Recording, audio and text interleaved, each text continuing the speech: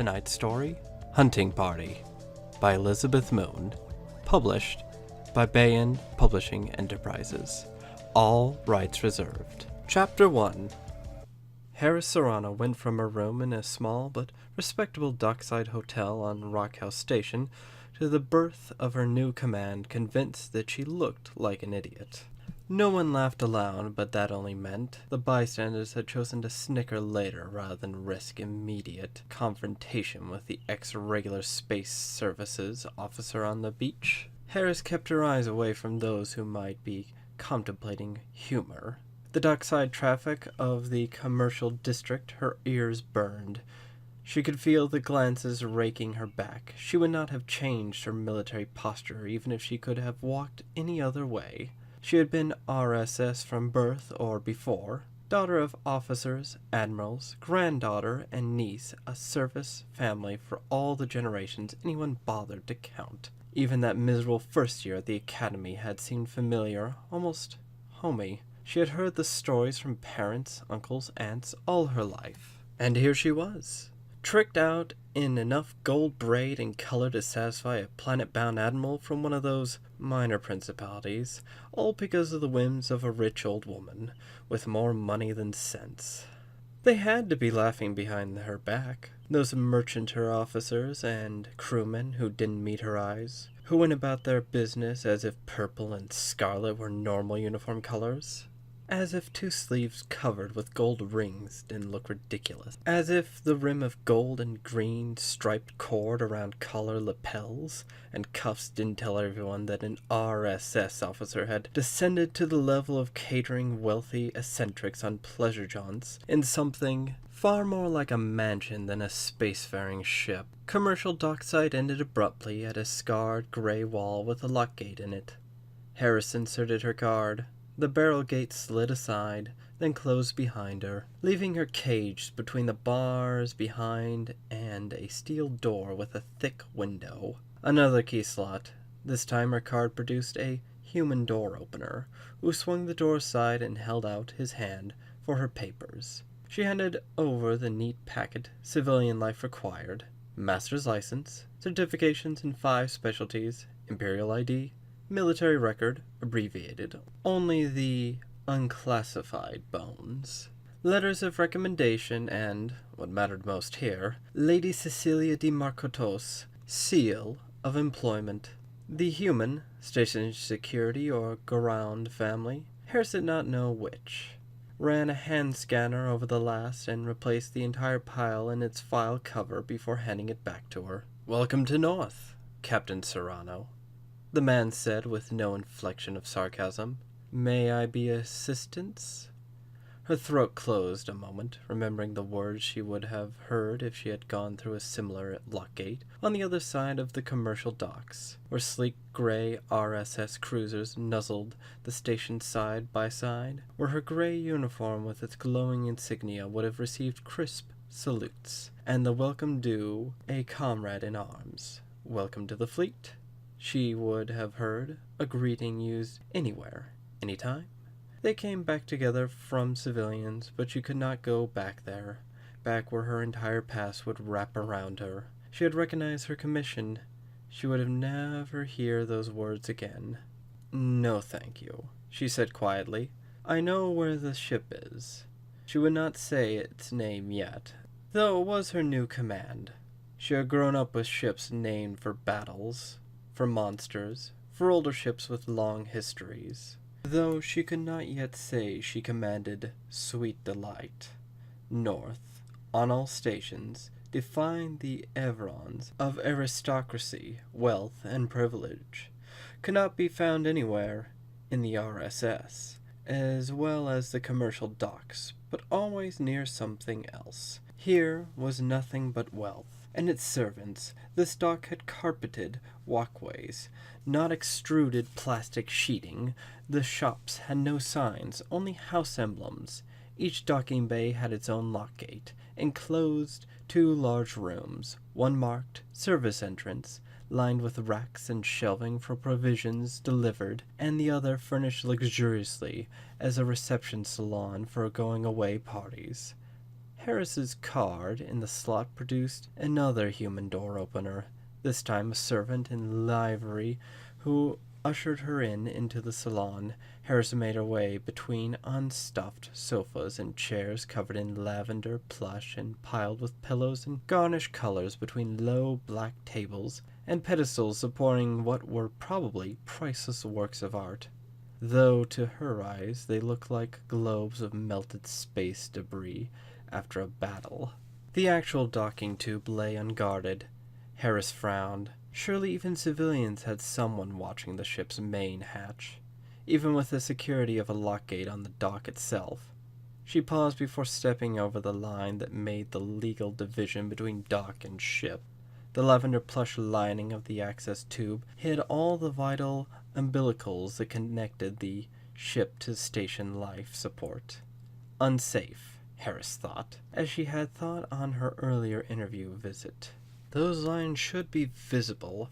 Surely even civilians had regulations to follow. Underfoot, the lavender plush carpet felt 5 centimeters thick. A warm breath of air puffed out of the ship itself. A warm breath flavored not with the spices she remembered from the interview, but with the sour stench of the morning after a very large night before. Her nose wrinkled. She could feel her back stiffening. It might be someone else's ship in principle, but she did not allow a dirty mess on any ship she commanded, and would not now. She came out of the access tube into a family row. The tube's privacy shield had kept her from hearing it until she stepped across the barrier. Heris took in the station at a glance. One tall, angular, gray-haired woman with a loud voice. Her employer.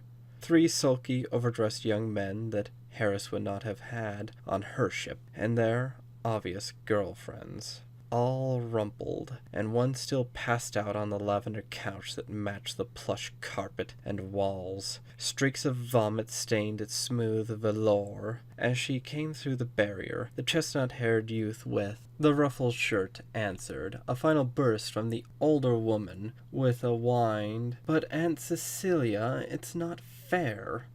What was not fair was that rich spoiled brats like him had the nonsense taken out of them in boot camp, Heris thought. She smiled her normal good morning, bridge smile at her employer and said, "Good morning, m'lady."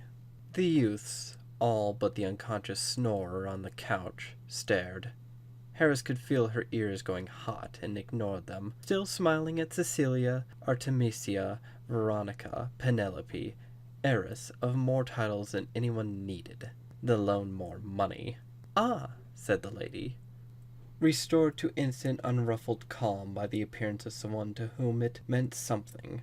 "Captain Serrano, how nice to have you aboard. Our departure will be delayed, but only briefly." Here she looked at the chestnut-haired youth. "Until my nephew is settled.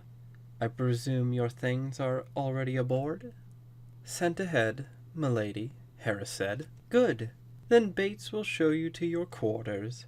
Bates materialized from some angle of corridor and nodded at Heris. Heris wondered if she would be introduced to the nephew now or later. She was sure she could take the pout from his lips if given the chance, but she wouldn't get the chance. She followed Bates, tall, elegant, so much the butler of the screen and stage it was hard to believe him real, down the carpeted passage to her suite. She would rather have gone to the bridge, not this bridge, but the bridge of the Pier, or even a lowly maintenance tug. Bates stood aside at her door. "If the captain wishes to rekey the locks now." She looked at that impressive face. Did he mean to imply that they had thieves on board? That someone might violate the privacy of her quarters? The captain's quarters? She had thought she knew how far down the scale she'd fallen to become a rich lady's yacht captain, but she had not conceived of needing to lock her quarters. "Thank you," she said, as if it had been her idea. Bates touched a magnetic wand to the lock face. She put her hand on each one. After a moment, the door call's pleasant, anonymous voice said, "Name, please." And she gave her name. The door call chimed once and said, Welcome home, Captain Serrano. Bates handed her a fat ring of wands. These are the rekeying wands for the ship's crew and all the operating compartments. They're all coded. You'll find the full architectural schematics loaded on your desk display. The crew will await your arrival on the bridge, at your convenience. She didn't even know if she could ask Bates to tell the crew when to expect her, or if that was something household staff never did. She had already discovered that the house staff and the ship crew had very little to do with each other. I could just pass the word to Mr. Gavin, the engineer, Bates said, almost apologetically, since Captain Olin left. Captain Olin? Harris knew he had been fired. Lady Cecilia has often asked me to speak to Mr. Gavin. Thank you, Harris said. 1 hour. She glanced at the room's chronometer, a civilian model, which she would replace with one in her luggage. Philip will escort you, Bates said. She opened her mouth to say it was not necessary, even if this perfumed and padded travesty of a ship she could find the bridge by herself, but instead said, "Thank you." Once more, she would not challenge their assumptions yet. Her master's certificate went into the mounting plaque on the wall. Her other papers went onto the desk. Her luggage, she had asked that it not be unpacked, cluttered one corner of her office. Beyond that was a smaller room than the bedroom. Her mouth quirked as she forced herself to call it that. And beyond that, her bedroom, a cubage larger than an admiral would have on most ships, and far larger than anyone of her rank ever had, even on a station. A suite. Part of the price being paid to lure a real spacer, a real captain, into this kind of work. In the hour she had unpacked her few necessary clothes, her books, her reference data cubes, and made sure that the desk display would handle them. The chronometer on the wall now showed service standard time, as well as ship's time and station time, and had the familiar overlapping segments of color to delineate 4, 6, and 8-hour watches. She had reviewed the crew bios in the desk display, and she had shrugged away her regrets. It was all over now. All those years of service, all her family's traditions. From now on, she was Heris Serrano, captain of a yacht, and she would make the best of it, and they would know what hit them. Thank you very much for listening. This has been Hunting Party by Elizabeth Moon. Copyright Bayan Publishing Enterprises. All rights reserved.